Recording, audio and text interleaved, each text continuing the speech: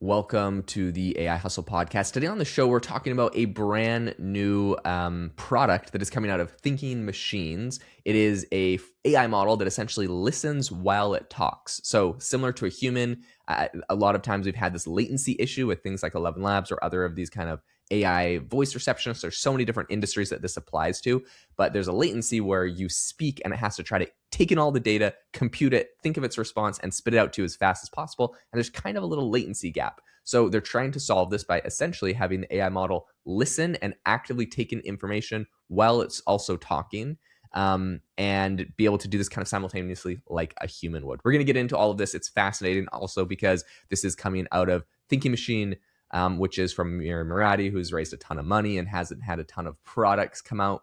So anyways, a lot to get into here. But before we do, I wanted to mention, if you haven't already joined our AI Hustle School community, we would love to have you as a member. Every single week, we record a bonus video where we break down a tutorial on the tools, strategies, and things we're using to grow and scale our businesses with AI. We show you the actual products and projects we're actively working on. We show you revenue numbers. We show you deep dives, everything we can't share publicly. We show you the tools we're using. And so it's an amazing place. You can go join. It's only $19 a month. We try to make this affordable for everybody. We'll keep this price low. And if you lock in this price, if we raise it in the future, it won't be raised on you. There's over 200 members in here. So lots of people that are actively building and sharing what they're working on. And we'd love to have you be one of them. So I'll leave a link in the description to that. Jamie, kicking over to this story with Thinking Machine Labs, I guess, what was the most interesting part of this software to you? Because I know you personally are working on, and you have tools and you help businesses with kind of these AI receptionist kind of things. So for you, what are your first thoughts on this? I mean, I think this is a great idea. I think that's a real problem that they need to solve because, even if you have really quick latency with let's say an AI receptionist, there's still a little bit of unnatural lag that happens between the time you finish speaking and then it starts talking back to you. And sometimes even if you pause it, but it's a natural pause, like I just stopped talking for a moment, it will start responding even though you haven't finished your thought. So I think there's up to this point, this AI receptionist AI voice agents have gotten really good, but they're still not quite to that human level yet, where, as I'm talking right now, you could be, you are thinking and processing what I'm saying. A traditional, agent has to first turn all of your sentence into a text, then figure out the context and respond. And it's kind of like a chain process where this is trying to make it more conversational. Anyways, I think it's a great idea. I also think it's interesting because we've talked about Thinking Machines Lab on this podcast before, and how it's kind of funny because their website was very cryptic for a long time.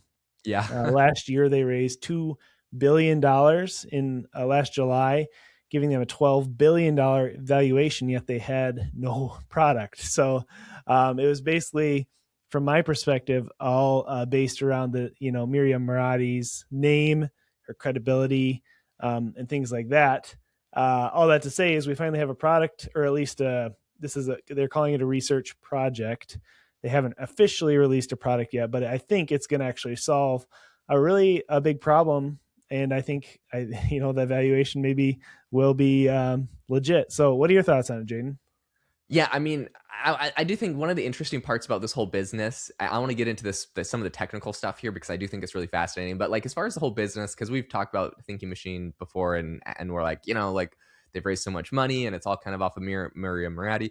One interesting thing about her, though, that I will say is she is probably a multi-billionaire just from her OpenAI stake. So when she goes and raises a couple $1 billion, people aren't like just giving it to someone, I guess, that is just pure, kind of clout and credibility. There was recently an article that I talked about how Ilya Sutskever, one of the other co-founders of OpenAI, he went up on trial to kind of defend why he kicked out Sam Altman. Anyways, there's all the drama between the Elon Musk and Sam Altman trial. My favorite thing about the trial, though, is that we're getting all of the like nitty gritty details because of discovery and because it's like a legal case that you don't get anywhere else.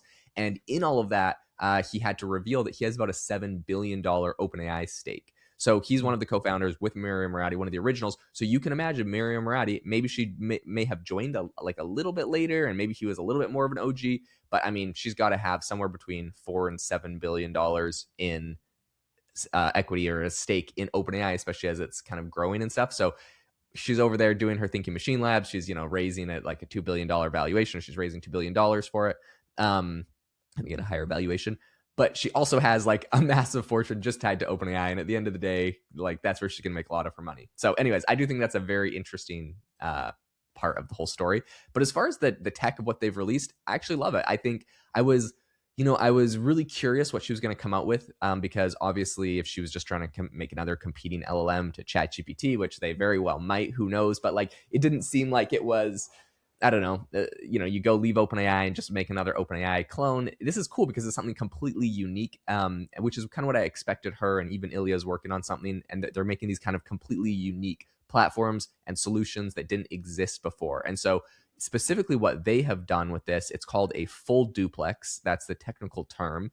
And like you mentioned, voice assistants right now, they run on this what's called a sequential loop. So I'm talking, it listens, it transcribes it, it sends it back. But when you have an actual conversation with someone, you'll know it's quite a bit different, right? Like, especially imagine like a heated argument. I'm thinking of like a podcast, but maybe you have a heated argument with someone and like you kind of talk over each other and they say something and you say no and then whatever, right? Or like a negotiation that's like really active, or people like talking really fast, and they're all talking over each other. That is incredibly hard / impossible for an AI model. I'm just thinking about myself having conversations with ChatGPT on their voice mode, which of course the voice mode, it sounds natural, it sounds good. But the problem with ChatGPT voice mode is it's like giving me a long response and it kind of already answered the question in the first half of its response. And so I'm like, okay, anyways, like I don't really need that. Like move on, tell me more about this.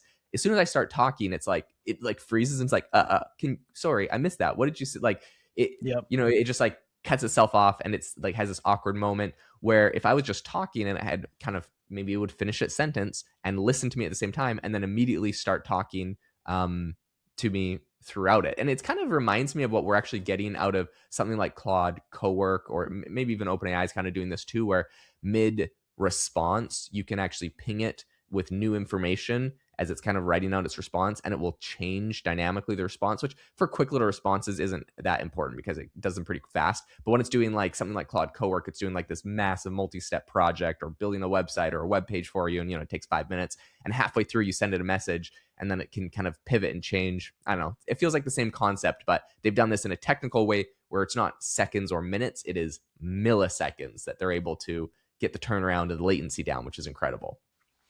Yeah, I mean, what do you think the implications are for this? Because, right now, I think people are still turned off by the idea of, like, for example, AI receptionists. So it takes a lot of ability. It takes a lot of, you have to be very creative in how you present that to somebody as far as something that they would want for their business, especially because people are thinking back 2 years to the last time they called tech support somewhere and they had to talk to like a very robotic answering service, and they're like, I absolutely don't want that.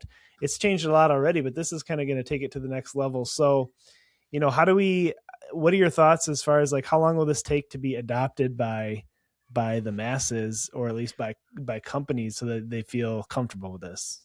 So yeah, I mean, I think there is a limited research preview that's coming in the next few months. They're going to have a wider release later this year. I think until this piece of the puzzle gets solved, and I'd be so curious if OpenAI just clones this, which very possibly they can, or if people integrate with them to help them do it. I'm not sure what how technical it actually gets.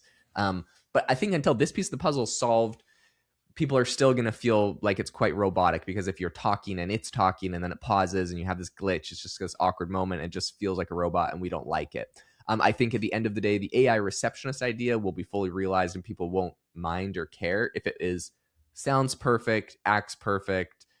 It accomplishes everything an AI receptionist could accomplish. Maybe it has all of the same authorizations to issue refunds or whatever. Like for me, when I talk to chatbots on a company's website, if it can issue me my refund or help me with my problem, or whatever the issue is, if it has authorization to actually solve my problem for me, I don't care if it's a human. In fact, I'd rather it not be a human. I'd rather just talk to a bot that can solve my problem. But the problem is, a lot of times we talk to these bots and they ask all these questions. They're like, let me route you to a human. And Yeah. then it's just annoying. You just feel like you kind of wasted your time. Like there was a screener kind of like screening you. So I think that's probably part of the issue. And then there's like the whole latency problem, which is what they are basically solving here. And I think once this rolls out and with the right authorization, then these bots will be awesome. The other thing that I think is interesting, because you mentioned this a couple times of how people don't really like the concept of AI, and even when you talk about a receptionist, they have these bad experiences they think back to.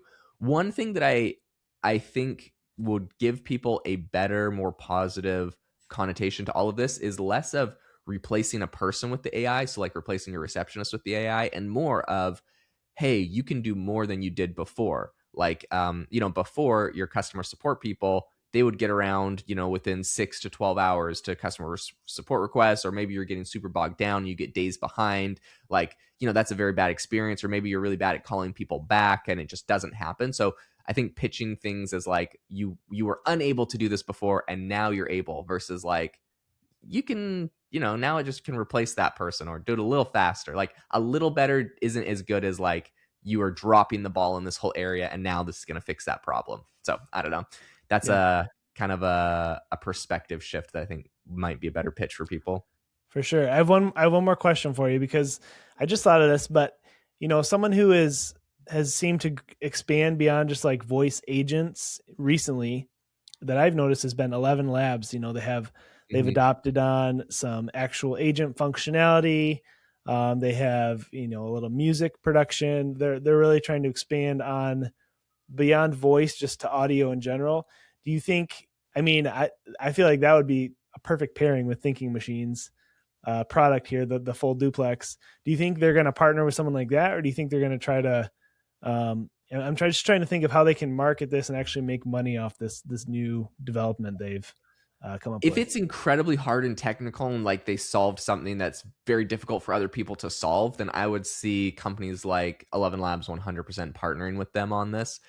If it's just like they figured out something cool, but they figured it out at first and everyone else can kind of figure it out, which is what it feels like happens so often in AI, right? Like as soon as Yeah, OpenAI is like, we have a reasoning model and it's just running through a whole bunch of prompts, everyone could kind of see how the reasoning worked. They reverse engineered it, all the Chinese labs cloned it, and then now we all have the reasoning models because they weren't like a crazy technical thing to figure out. If that's the case, then I think you'll probably see companies like OpenAI and Google roll their own version of it. You might see OpenAI and Google roll their own version regardless, because they don't really like integrating or working with other people. They can just try to figure out how to figure it out. But yeah, for a lot of smaller companies, I mean, 11 Labs is getting to be one of the bigger companies now. But for ones that aren't OpenAI and Google, I think you'll see a lot of partnerships with them to be able to get stuff down. I mean, they're able to get the response time in zero point 0.4 seconds, which is faster than OpenAI and Google. And I mean, they solve a real problem. But my question is, when they say, look, limited research previews coming in the next few months, wider rollout later this year, it's like, yeah, is later this year, is yeah, Google and OpenAI not going to have figured this out and already rolled this out? So I think that'll be the big question, is timing. for sure. Yeah, no, thanks for your input. Hey, if you enjoyed this episode, we'd really appreciate a rating or review wherever you're listening. Those help us reach more people, and we really appreciate them. Also, be sure to check out our AI Hustle School community. We release bonus content over there each week about how you can actually use some of these tools. We try to stay up to date on the latest ones that are released and give you guys tutorials. Try them out, see if they can actually make you money. You're going to want to check out our school community. We'd love to have you be a part of it. Thanks for listening, and we'll see you next time.